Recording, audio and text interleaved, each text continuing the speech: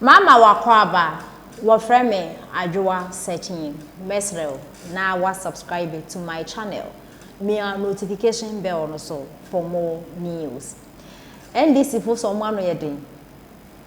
Candidate omo de na ba no mo sell no ene nyama pa oba beye. Nemo NPP for de omo yi no. A ode nyama bebra begu akwan mu. And abe discuss topic obi a discuss no. NDC for the almost a month, almost attempt did not be the attempt did not be winning election. NDC for the any more money propaganda intro and is a munka no more AD. NPP phones on this young papa.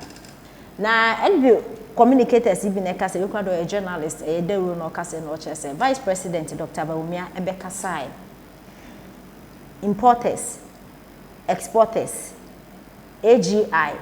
Guta omu nyina ne ya adwen NDC fo be kasa ebu ho a guta fo se dabe ye mpene guta fo epene a GI fo se dabe ye mpene AGI fo pene a importers and exporters almost say omo mpene because in favor omo but Vice President Dr. Bawumia bakasa yede bia ajatum e favor bia utum say policies are papa ne de ba ne nyansa na ne midi odi bebu o ma na yasam keto ndisi fo so mo mpene de o so mo mpene o chena nti atem didi ne nsem hu no bedi yenso yese NPP be break yet no because ye hu nyama pa NPP aye enye sikedi a amanfo bia o ma komu dollars wo mu de mi na de nsem NDC fo so mo mu disika ne bi but policies be no mo de ba enyama be na be bo o man ga no mo de ba ye pede o mu be disika but o mbe ya de pa omu dibia no mo ayebe yempe de ombedi ni na no mo agya ho akọ ene sa ne yempe mo amonti ase na mo se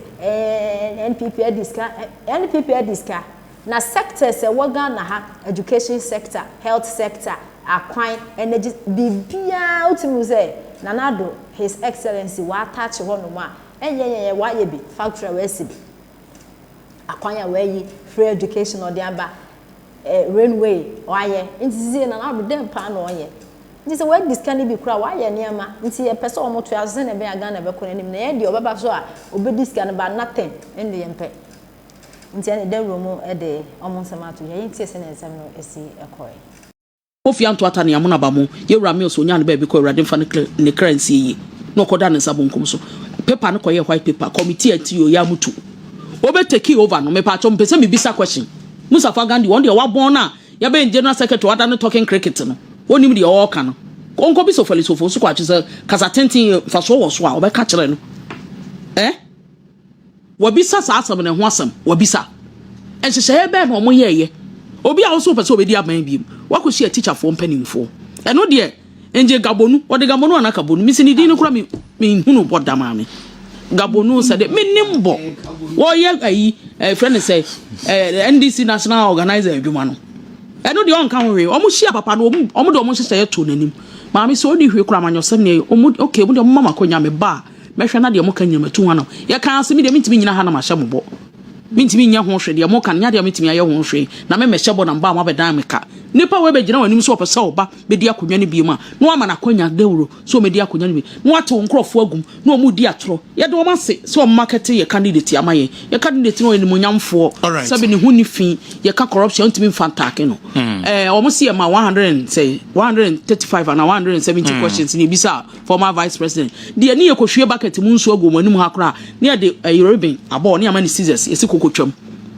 kire bi na etwum akọ no ba bi esi kokotwam ahomam eno no so fi anto ata wo ye jogging na team ono so da ne sabonko so obi abewu esere urade nkwatenten urade mfo mo kransie yi na emom no se ndisi ba no no bedi nkomo a o so hwe nkomo no no bedi no o hwe nkasasi o no ba beka no afa mu aba no so asam na ankasa wo de to anim no sabe 1 abawom 2 nyansa wo you have a deputy general secretary who call our president our vice president or a candidate say he had a useless program at UPSA. When one kasa you were useless being. Oh, it's here for Jennifer, me that. There be one man, children more man. No, Obasamba. And I'm going to hang out there. For the panel kasa, one kasa you useless one. And one no kasa program na titulu 40 send mo nyam fo akogina one kasa say a useless program. Ni me say na en say wada je o Mustafa Gbandu. And there be the responsibility of budget. Say ukoye program. Ghana ha.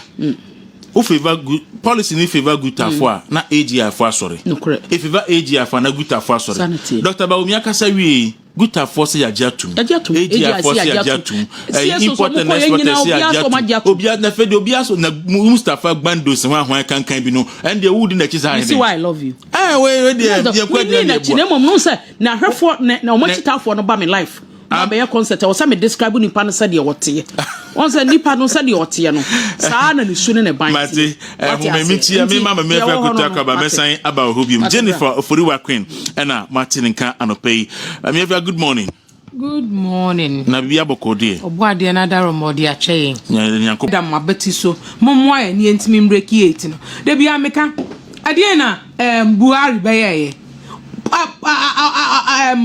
Ne aban kusu tantan kura no. Ene Nigeria for man the party. The vice president. Akwenya ne so ma meto aso. Na yen vice president on ntimi nyina ne nan so. Ogina ho ano wadafa. Ono kura Nigeria for nyan mujide.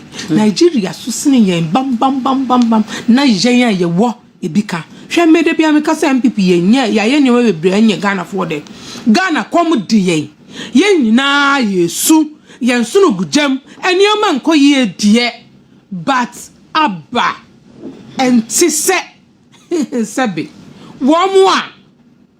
womu eda honum kra o ma hu se ya church kronkron wa ha musi o we dai yente so mo enye kra no aba NPP aye bebre na NPP gusu ye bebre momi ye kasi ye kan health sector anasi ye kan youth and sports anasi ye kan about gender anasi ye kan de fish fisheries and aquaculture agric minko ka fisheries na makoyi agric sector whereby the fisheries is part of momi enhwe until so recently fertilizer aye problem mama yen na yen kan no kware pa na ye wo season aduane busu magana ni ehu bi seida eye nyoma bi na atoto basa eno nti ne ye ko ne sei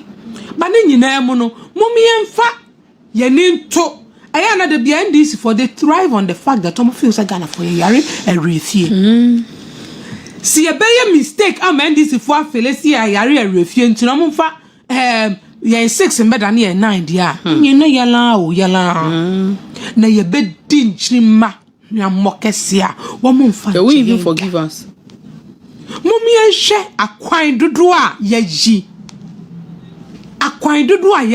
eda no nyumre ya ba na obi abisa say we akwan na reflect wo mi bottom oh yes imagine minim see buy contractors be bresu eno musika mai badada enye krano enti se nya obeka cheo se nya abotrema me no metuetua no kakra ene de obeka cheo se minibi me me aka na kasawa mesremo enioma ekoso no enioma ye wo bebreka roads ana education ana ene mumie nhwe most secondary schools we are not talking about the fact that most secondary schools today are well equipped ICT are buying and free of charge. Me say the connectivity we've given to facilities free of charge. And this for bounty omsenya no ma memre bi atwam na obisa oba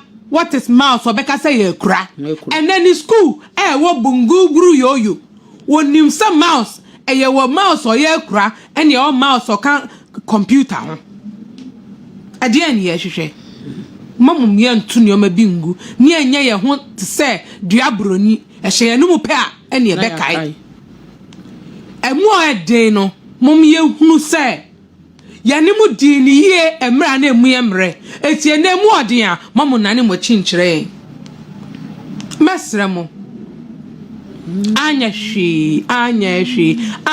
hwe kra no abuso kanfo ene traffic e wo na first enka obetomu a wo ye friend say baby na ICGC we and I said kwan them it took a regional minister who was bold to take this initiative and sa alogbo agbogbo shikwan no ho nyina bola na etimisi wa here friend is saying chimshia and esote minka say ya clear ni nyina. What else can MPP do a be Ghana forfeit? Mesramu baby ayadri atrodifo Bible mpo emayati ase say ned di akire no. Yes, and Ghana ye won na di akire mu. Ewiase nya won na di akire mu. But because ye election year ntino atrodifo yakosha baby a training say ye made intro.